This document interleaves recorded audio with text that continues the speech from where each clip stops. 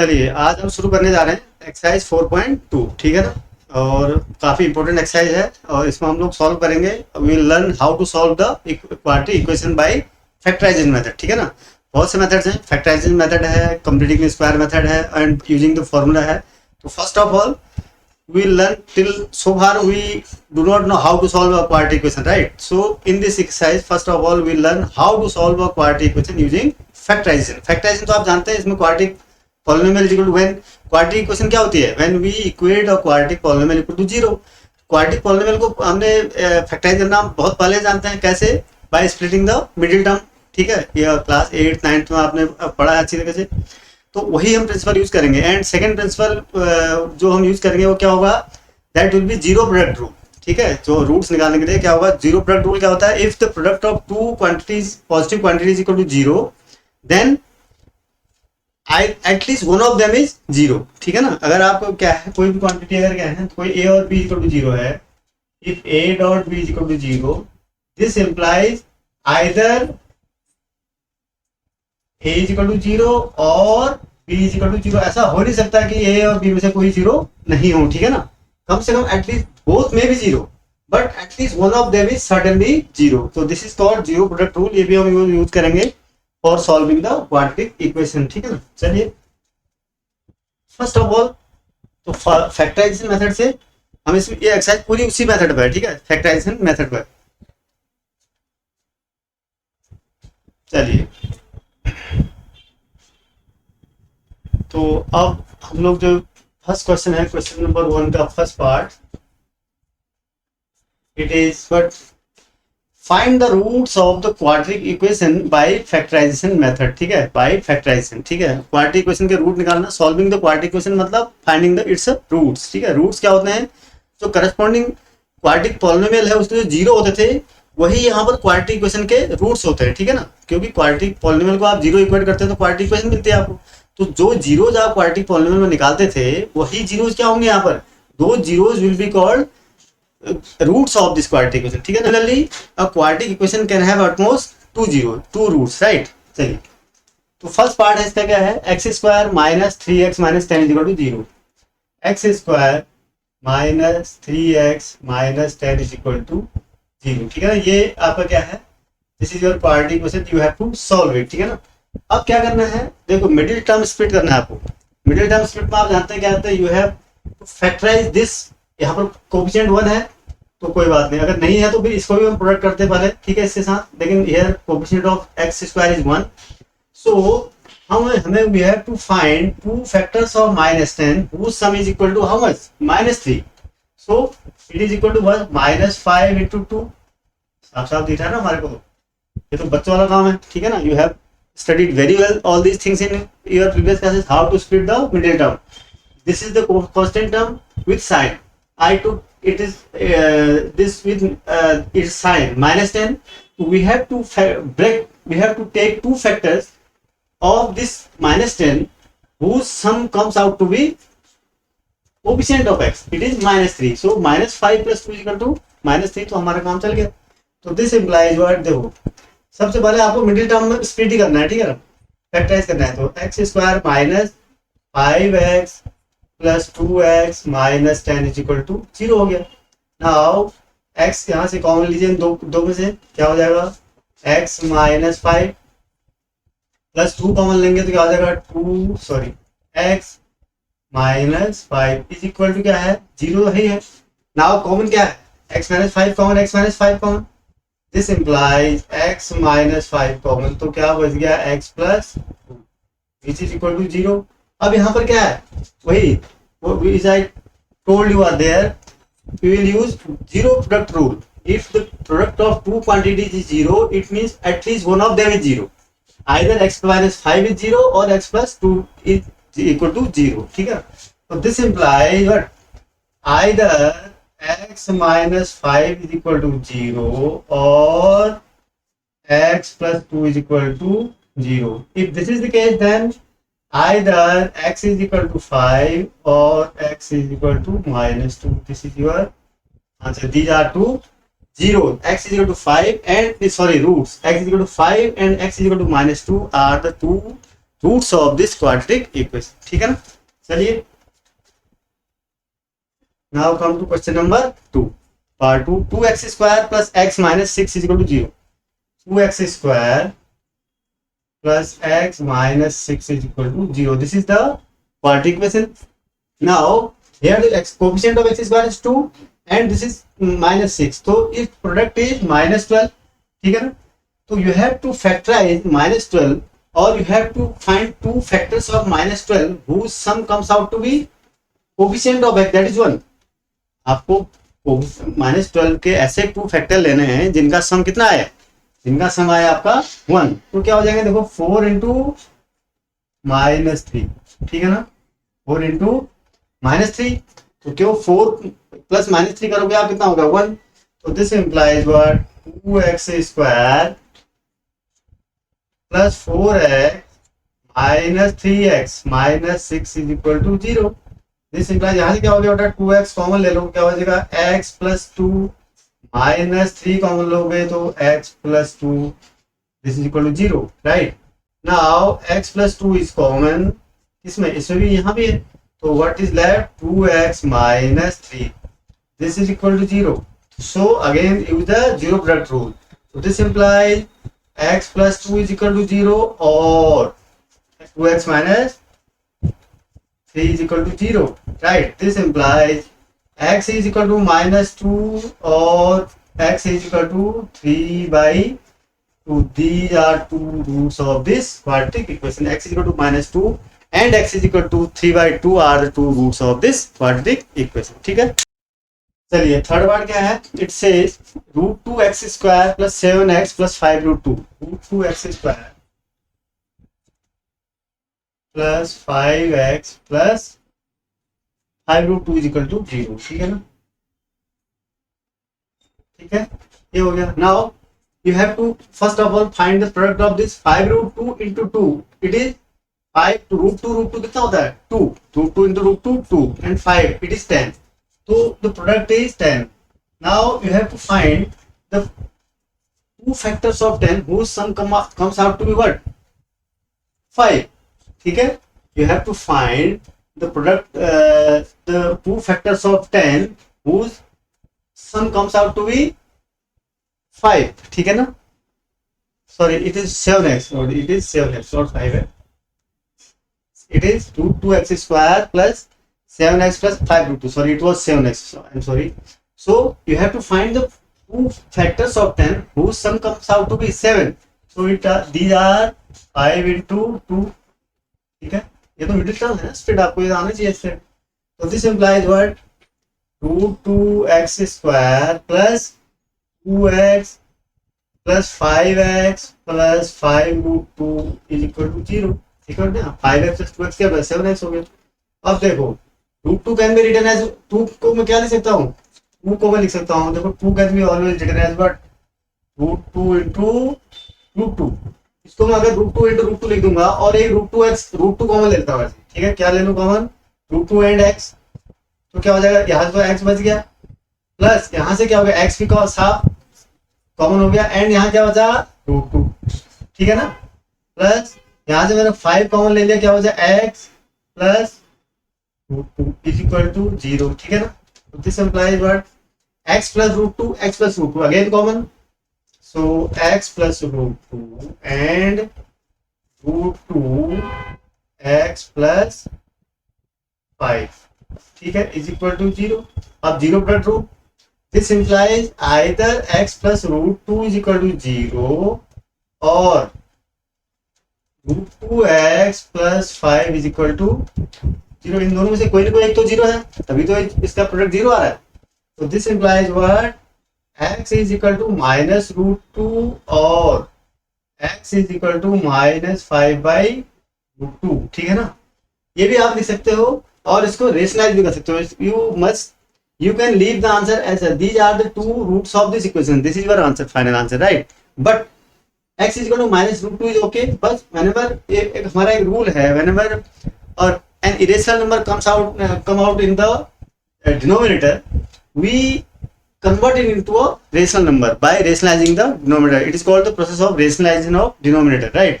तो क्या करते हैं हम इसको, I can multiply this by √2 and √2।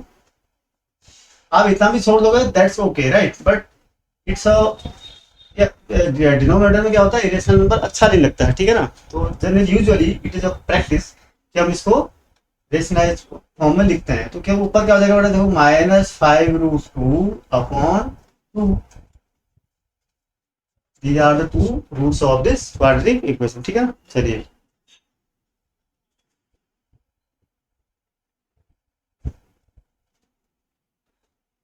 हम क्वेश्चन नंबर 4, ठीक है, क्या है, 2x² plus -x plus 1/8, 2x²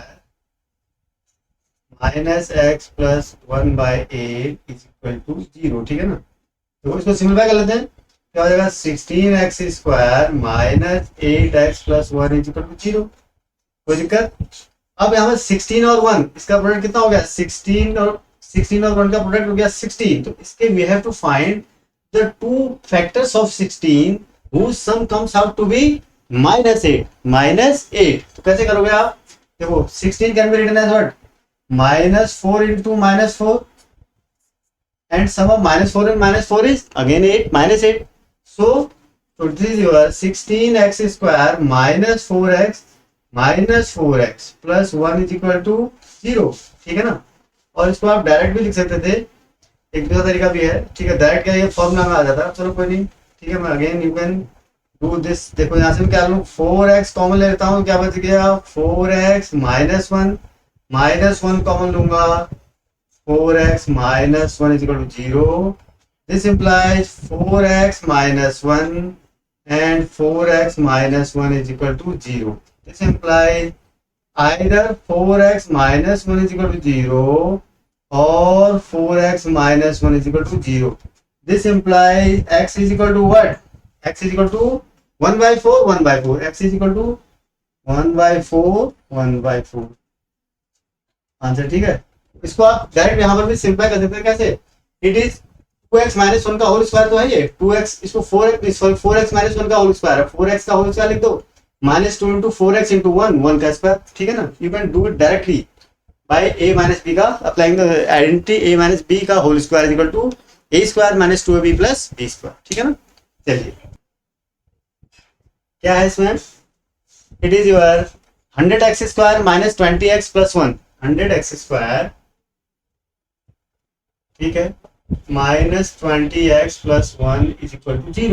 You can write this implies, इसको मैं क्या लिख दूं, ये होल स्क्वायर के फॉर्म में है ना, -2 into 10x into 1 plus 1 का स्क्वायर इज इक्वल टू 0। देखो आप लेफ्ट हैंड साइड पे देखो, a² plus b² -2 into a into b.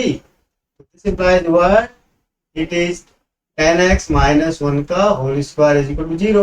So this implies 10x minus 1 is equal to 0 or 10x minus 1 is equal to 0. This implies x is equal to 1/10, 1/10. These are two roots of this equation. X is equal to 1/10 and 1/10. आपको दोनों root लिखने हैं, ठीक है ना, common root है pair, ठीक है। क्वेश्चन नंबर 2 थोड़ा सा आपको क्या था, बैक में जाना पड़ेगा, आपको बुक देखनी पड़ेगी इसके लिए, ठीक है। It is saying solve the problem in given in example. आपके बुक में जो एग्जाम्पल नंबर 1 है उसमें तो हमने एग्जाम्पल 1 में क्या बताया था हमने, कि how to frame the equations, ठीक है, उसमें सॉल्व करना नहीं बताया। First time you are learning the how to solve the quadratic equation. तो उस एग्जाम्पल 1 में कुछ हमने इक्वेशंस फॉर्म की थी, ठीक है, बुक में दी हुई है। Now you have to just solve these equation, form तो कर चुके हैं, फ्रेम तो कर चुके हैं, ठीक है, क्वाड्रेटिक इक्वेशन को फ्रेम कर चुके हैं। Now here you have to solve those equations, ठीक है। First equation is x² - 45x. So first equation is x² - 45x plus 324. Equation 0 और सेकेंड इक्वेशन जो थी उसमें दी है, इसको भी सॉल्व करना है आपको। क्या है, x² - 55x plus 750 is equal to. So these are two equations which have been framed in example 1, ठीक है। Now we have to solve the equation. वहां पर हमने सिर्फ फ्रेम किया छोड़ दिया था इनको, ठीक है। Now the question is asking कि solve these equations, ठीक है, by factorization, ठीक है ना, फैक्टराइजेशन से आपको सॉल्व करना है। तो now you have to factorise, ये आपको क्या करना है, 324 के ऐसे टू फैक्टर लेने हैं जिनका सम कितना है -45। तो क्या क्या लिख सकते हैं हम, इसका सीधा तरीका है, आप इसको फैक्टराइज करके देखो और फिर पेयर ऑफ फैक्टर्स लेके सेट करना है आपको, ठीक है। It will come out to be minus, अगर 36 इंटू -9 ले लो, देखो इसको मल्टीप्लाई करके देखो, 9 6 जा 24 54 एंड 9 3 जा 27 प्लस 5 32, ठीक है ना। तो आ गया, ठीक है, और इनका सम भी कितना आ रहा है 45 का। तो देयरफॉर गिवन इक्वेशन क्या हो जाएगी, एक्स स्क्वायर -45x मतलब -30x 36x -9x plus 324 is equal to 0। देखो ये फैक्टराइज कैसे किया मैंने, इसको आपको बेसिकली फैक्टराइज करना है, ठीक है। जो ये प्रोसेस आप क्लास 8 में पढ़ चुके हैं, क्लास 9 में पढ़ चुके हैं, ठीक है। तो you must have very good command over this process, ठीक है। How to take two factors, मैंने सिंपली मिडिल टर्म को फैक्टराइज करना है, ठीक है। तो this implies what, now x common ले लीजिए यहाँ से, तो x -36 बचा, -9 कॉमन ले लीजिए, x -36 is equal to 0। Now again apply zero product rule. अब जीरो प्रोडक्ट रूल क्या हो, sorry now it is your sorry पहले x -36 कॉमन ले लीजिए एंड क्या बचेगा, x -9 is equal to 0। Now apply zero product rule. so this implies what, either x -36 is equal to 0 और x -9 is equal to 0, ठीक है। इन दोनों में से कोई नहीं को तो 0 है, तो this implies x is equal to 36 और x is equal to 9। These are two roots of this equation, ठीक है। Now come to this part. Now you have to factorize this 750, ठीक है। here you have to factorize this 750 such that, and take two factors, you have to find two factors of this 750 such that their sum comes out to how much, coefficient of x, that is your 55, ठीक है। अब आपको इसको factorising method से करिए, कैसे करिए, आपको फैक्टराइज इसको करना ही करना है, ठीक है ना। चलिए तो इसको फैक्टर क्या हो जाएंगे,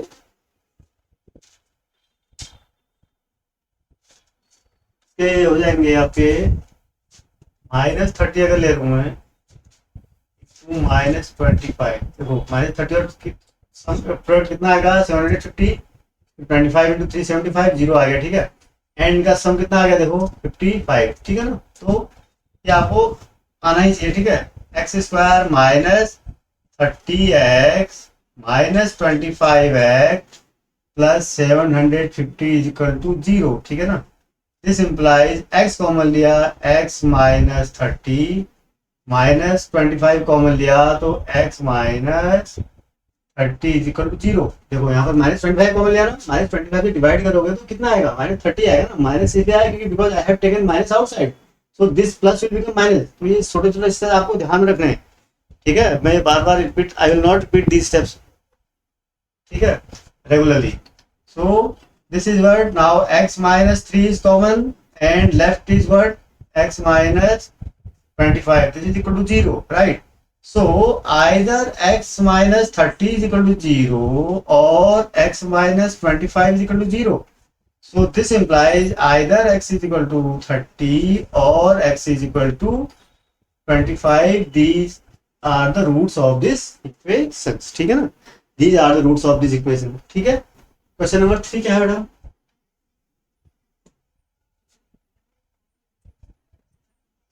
ठीक है। Find two numbers whose sum is 27 and product is 182. Find two numbers whose sum is 27 and product is 182. तो क्या मान लेते हैं, देखो दो आपको ऐसे नंबर निकालने जिनका सम कितना हो 27 हो और उनका प्रोडक्ट कितना हो 182। तो कैसे करोगे, देखो इसको, लेट द नंबर्स बी, अगर एक नंबर को मैं x मान लेता हूं एंड दूसरा नंबर क्या हो जाएगा बेटा, उनका सम कितना है 27। If one is x then second one भी व्हाट 27 माइनस x, ठीक है ना, क्योंकि तभी तो सम उनका 27 आएगा। दोनों का सम कितना है 27। अगर मुझे 1x हो गया फर्स्ट नंबर तो second number will be 27 minus x, ठीक है ना। तो ये मुझे 27 माइनस x, ठीक है। Now according to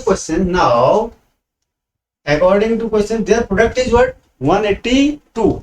Now x into 27 minus x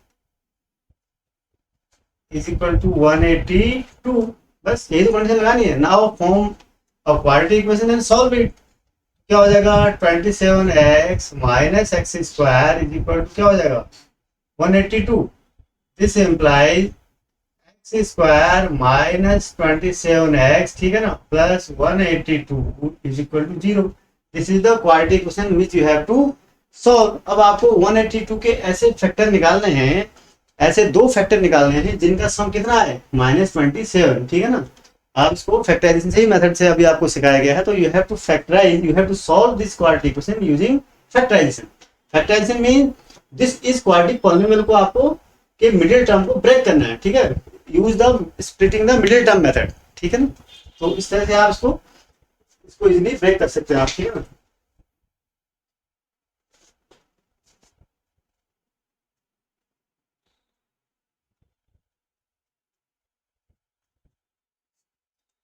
तो और इसको अगर आप देखेंगे 182 का if you try to factorise 14 into 13 कितना होता है?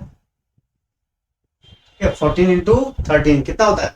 14 प्लस 13 -27 है. तो माइनस इसको ले लो और माइनस इसको ले लो. Minus into -13. ठीक है. तो -14 और 13 हो गया 32. तो दिस इम्प्लाइज वर्ड देखो क्या होगा? X square minus 14x minus 13x plus 182 is equal to 0. Now take x common. x minus 14 minus 13 common ले दिया. x minus 14 is equal to 0. Now what? x minus 14 x minus 13 is equal to 0. This implies either x minus 14 is equal to 0 or x minus 13 is equal to 0. This implies either x is equal to 14 or x is equal to 13. ठीक है ना. तो numbers क्या है हमारे? So the numbers are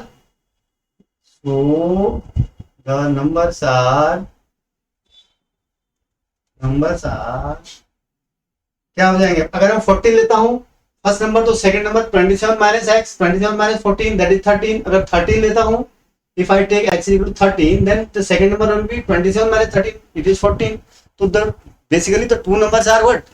13 and 14. ठीक है ना. The two numbers are 13 and 14.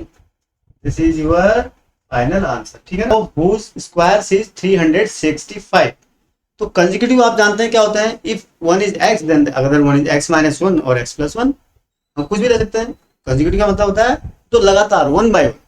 Their difference is one. Consecutive integers या consecutive whole numbers क्या होते हैं? If their difference is one, if one is first number is x, then the other will be x plus one. ठीक है. चलिए. So let the numbers be, let the consecutive positive integers, कैसे कर सकते हैं आप? Let the consecutive positive integers be what?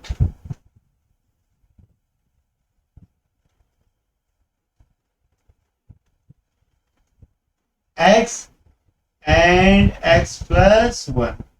ठीक है ना. ये आपको लेना है x plus 1. And the second condition is now their sum of their squares is 365 according to question. Now apply the condition. Sum of the squares of their squares. Sum of whose squares is equal to means x square plus x plus 1 का whole square का सम कितना है?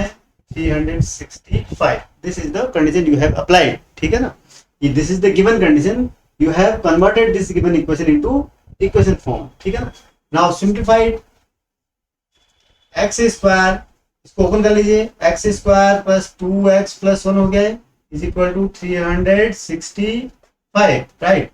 Now it is 2x square plus 2x, ये 1 है, 365 इधर आ जाएगा -364 is equal to 0. ठीक है ना. Now you can divide through out by 2.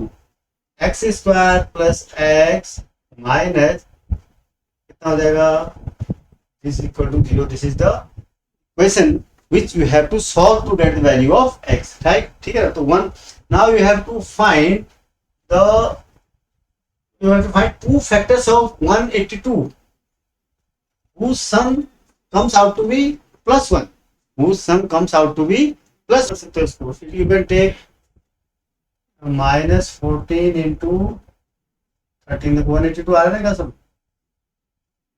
Product कितना आएगा इनका, प्रोडक्ट इनका आएगा माइनस, इसके फैक्टर हैं, ठीक है, और इनका सम भी कितना आएगा, नहीं ये इसको आप ऐसे करो, बल्कि you take this as 13 and 14, ठीक है ना, 14 आपको, यू नीडेड प्लस एक्स ना, प्लस 1 चाहिए आपको, तो 14 को आपको प्लस साइन के साथ देना पड़ेगा, राइट, ठीक है ना, तो this implies x square plus 14x minus 13x minus 182 equal to 0, ठीक है, x कॉमन लिया, x प्लस 14 माइनस 13 कॉमन लिया, x plus 14 equal to 0, this implies x plus 14 and x minus 13 is equal to 0, ठीक है ना, तो this implies either x plus 14 is equal to 0 और x minus 13 is equal to 0. This implies either x is equal to minus 14 or x is equal to 13, ठीक है ना, but one thing you have given x to be positive, x क्या है आपका, positive है, तो negative तो आपको लेना ही नहीं है, तो this implies x is equal to 13, rejecting x, यहाँ पर लिख दोगे आप रिजेक्टिंग मतलब रिजेक्ट क्यों कर रहे हैं इसको, because we needed positive integers, we assumed x to be a positive integer, but here x comes out to be negative, so we cannot take it, right, because this is not satisfying our given our condition, no? So we will reject it, rejecting x is equal to minus 14, ठीक है ना, हमने इसको reject कर दिया, मतलब हमें नहीं चाहिए, मतलब ठीक है ना, because this is not satisfying our condition, ठीक है ना, so the consecutive numbers are क्या, and x plus 1, 13 and 14, so the required numbers are, required means जो हमको निकालने थे, required number या desired numbers are 13 and 14, ठीक है, चलिए, the altitude of a triangle is 7 centimeter less than the base. If the hypotenuse is 13 centimeter, find the area of the two sides. The altitude of a right triangle, ठीक है, एक right triangle है, ठीक है, कोई दिक्कत नहीं है, we have a right triangle like this. right triangle में क्या होता है, suppose your A B C,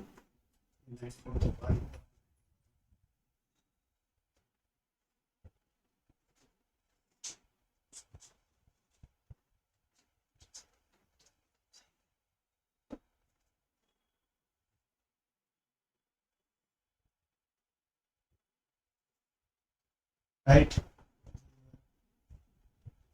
तो यहाँ क्या दिया हुआ है, the altitude of a right angle is 7 centimetre, जो एंगल फॉर्मिंग, इसको एक में जब किसी राइट एंगल में आप ध्यान देना, be careful, remember it, in any triangle, any right triangle, the sides forming the right angle are called its legs, या इसको एक को हम एल्टीट्यूड मान सकते हैं, एक को बेस, किसी को भी मान सकते हैं, ठीक है, any out of these two sides anyone can be base and anyone can be altitude for a right triangle, right, and the side opposite to this angle, right angle, is the hypotenuse. ये आप तीन चीजें आपको पता होनी चाहिए.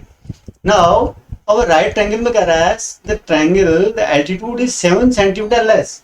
altitude क्या है, अगर मान लो let, देखो क्वेश्चन नंबर क्या है 5, मैं मान लेता हूँ let the altitude be, या let the base be x, इसको मैंने कितना मान लिया, x मान लिया, suppose it is your x centimeter, right, then the triangle the altitude is 7 centimeter less, तो AB कितना हो जाएगा, so altitude will be कितना हो जाएगा, x minus 7, if this is x, तो ये कितना हो जाएगा, x minus 7, ठीक है ना, ये तो दिया है, if this is base is x then it is 7 centimetre less, right. Now if the hypotenuse is 13 centimetre, this is how much, 13 centimetre आपका दिया हुआ है, ठीक है ना।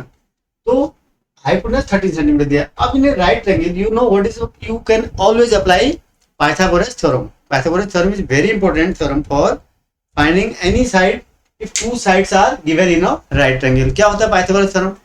in a right triangle, in a right triangle sum of the squares of its legs, sum of the squares of its legs is equal to the square of the hypotenuse। यही तो होती है, यानी इसका स्क्वायर प्लस इसका square is equal to इसका square के बराबर होता है इन राइट ट्रायंगल, ठीक है ना।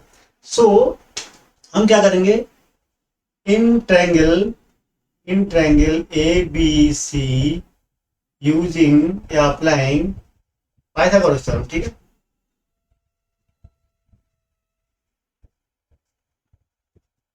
Pythagoras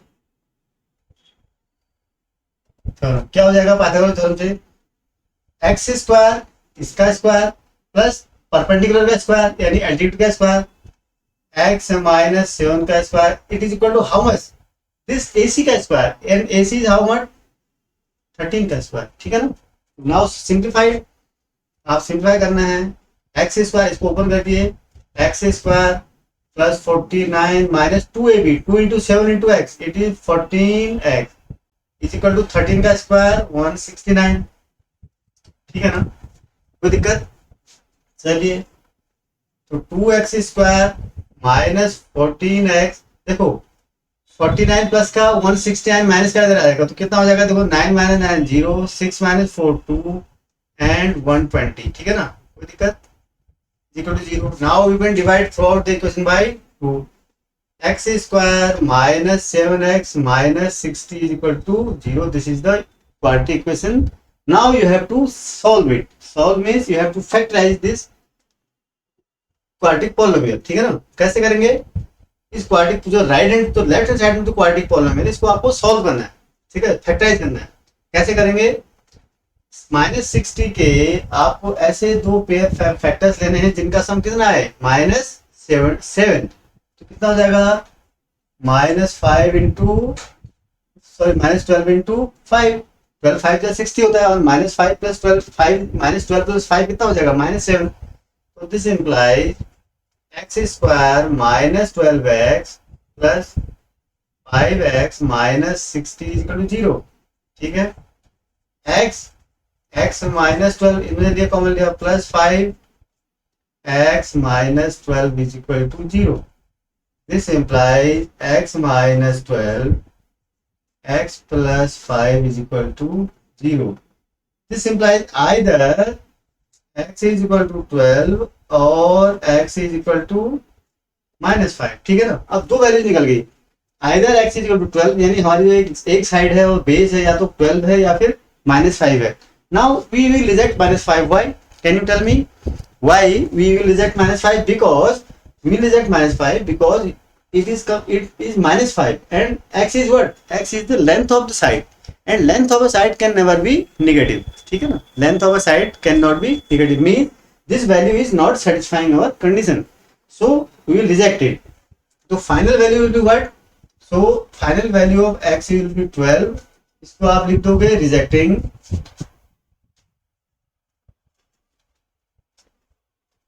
x is equal to minus 5, हमने इसको रिजेक्ट कर दिया बिकॉज रिजेक्ट करने का मतलब हमने फेंका नहीं कहीं, रिजेक्ट करने का मतलब this value is not satisfying our condition, so we will not take it, we will not consider it for our solution, ठीक है ना।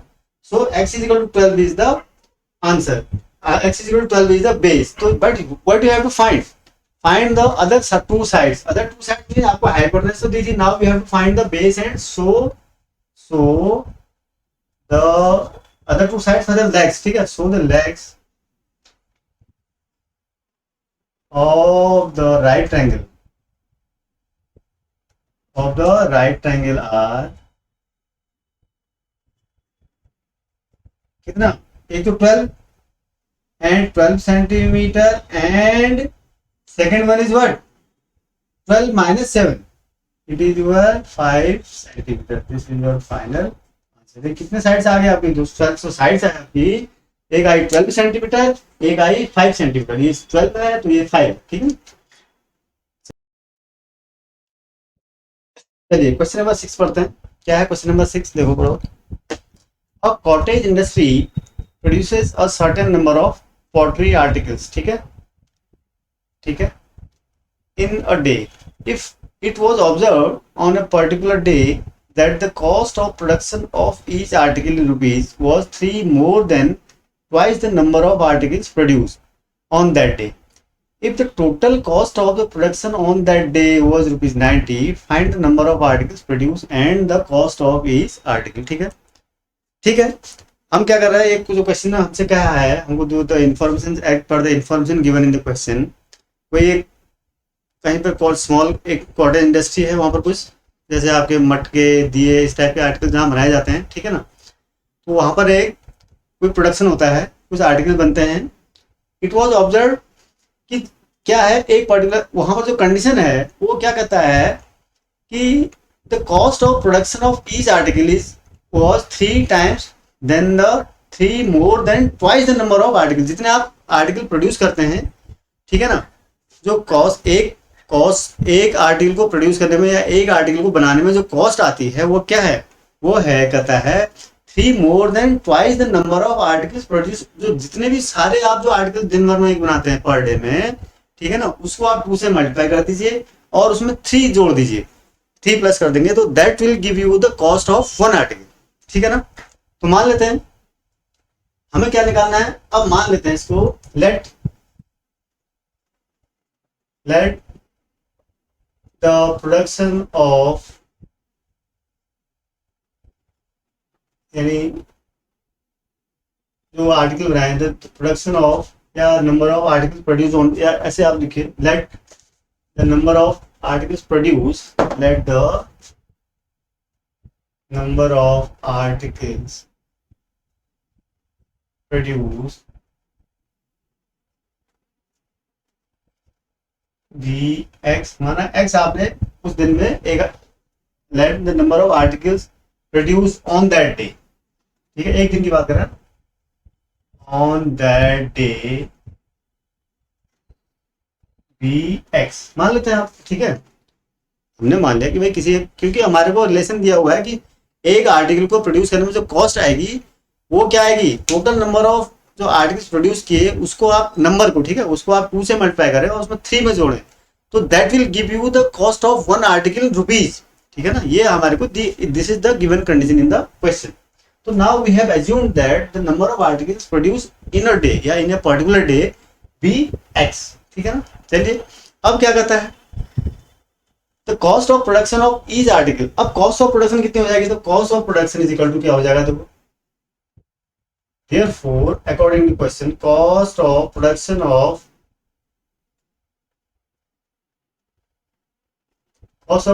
एक आर्टिकल की बात कर रहा हूं, ठीक है, cost of production of each article या 1 आर्टिकल, ठीक है ना, 1 आर्टिकल कितना दिया हुआ है, कहता है जो आपने जितने आप उस दिन में आप प्रोड्यूस कर रहे हैं कितने आर्टिकल्स को, उसके 2 से मल्टीप्लाई करना है, उसमें 3 को से, दिस इज योर रुपीज। बात समझ रहे हैं कैसे मैंने क्वेश्चन इसको फॉर्म किया, cost of production of 1 article, यानी 1 आर्टिकल को प्रोड्यूस करने में जितना आपका कॉस्ट आएगा, how will find it, we have to multiply the number of articles produced by 2 and add 3 and this value will give you the cost of 1 article in rupees, ये हो गया।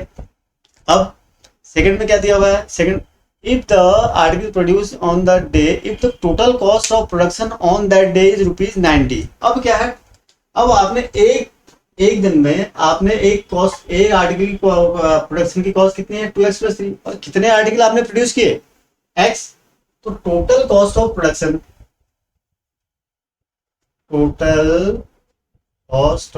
Production मतलब आपको एक्स आर्टिकल प्रोड्यूस करने हैं तो कितने amount की जरूरत होगी, ठीक है ना, वही तो है। देखो एक को प्रोड्यूस करने में कितना कॉस्ट लग रहा है आपको, रुपीज 2x + 3, कितने आर्टिकल प्रोड्यूस किया आपने, एक्स, तो टोटल कॉस्ट कितनी लगी होगी पर डे में, यानी टोटल एक्स आर्टिकल को प्रोड्यूस करने में it is x into 2x + 3, ये रुपीज में होगा, ठीक है ना।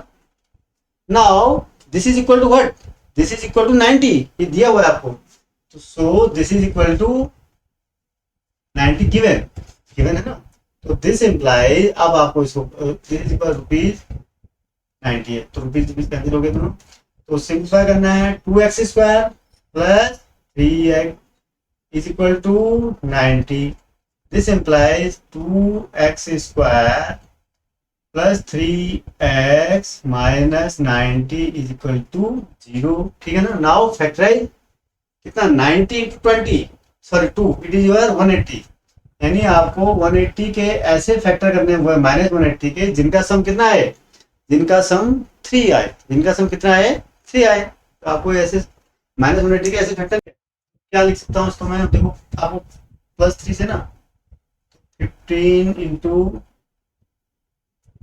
12, 15 इंटू 12 कितना होगा 180 हुआ ना, और ठीक है, और 15 माइनस 12 कितना हो जाएगा 3, तो 15 और 12 ले सकता हूँ माइनस 12, ठीक है, तो this implies 2x² plus 15x, ठीक है ना, minus 12x minus 90 is equal to 0। अब यहाँ से क्या करना है आपको, x कॉमन लेना है, तो क्या हो जाएगा 2x प्लस 15 माइनस यहाँ से आपको 12 कॉमन ले लेंगे, 12 तो कॉमन होगा नहीं, 6 कॉमन होगा, ठीक है, तो 6 कॉमन ले लेंगे तो 2x माइनस कॉमन लेंगे plus 15 is equal to 0, this implies 2x plus 15 आपका क्या हो जाएगा, इसमें कॉमन है, and x minus 6 this is equal to 0। Now either 2x plus 15 is equal to 0 और x minus 6 is equal to 0, this implies either x is equal to minus 15 by 2 और x is equal to 6। Now what is x, x क्या था हमारा, number of articles produce on that day, तो it should be a whole number ना, it should be a whole number, भाई minus में तो कोई प्रोड्यूस होगा नहीं आर्टिकल, कोई भी चीज आप माइनस ऐड तो, और फ्रैक्शन में भी नहीं होगा, ये फ्रैक्शन में भी है, यानी ये तो नहीं कह सकते कि हमने 1.5 आर्टिकल प्रोड्यूस किए या 1.5 हमने मटके बनाए, नो, तो इट शुड बी ना होल नंबर, तो so we will reject this value minus 15 by 2 because this is not satisfying our condition, we will reject, so our value is x is equal to 6, so this implies x is equal to 6 and you will write rejecting x is equal to minus 15 by 2, ठीक है, as it is negative and fraction as well as fraction, right, तो x is equal to 6 हो गया, x क्या था हमारा, number of article produce on a day, ठीक है ना, यानी आपने कितने आर्टिकल प्रोड्यूस किया 6, ठीक है, अब क्या निकालना था आपको, find the number of article produce and cost of is article, तो कॉस्ट ऑफ इज आर्टिकल क्या हो जाएगा बेटा, कॉस्ट ऑफ वन आर्टिकल क्या था 2x + 3, तो this is your therefore number of वाले नंबर ऑफ आर्टिकल प्रोड्यूस कितना हो जाएगा, number of article produce is equal to 6 and cost of one article, cost of one article या cost of production of one article कितना था हमारा 2x + 3, यानी 2 into 6 plus 3, it is in rupees, ठीक है ना, इट इज रुपीज 15, ठीक है ना, यही तो होगा 15 हो गया,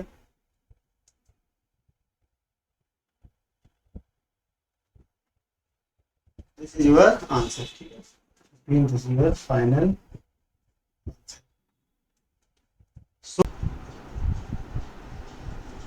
अगर इस वीडियो को आपने एंजॉय किया है और इससे आप कुछ भी सीख पाए हों तो इसे प्लीज़ शेयर कीजिए, लाइक कीजिए और साथ ही साथ इस चैनल को भी सब्सक्राइब करें।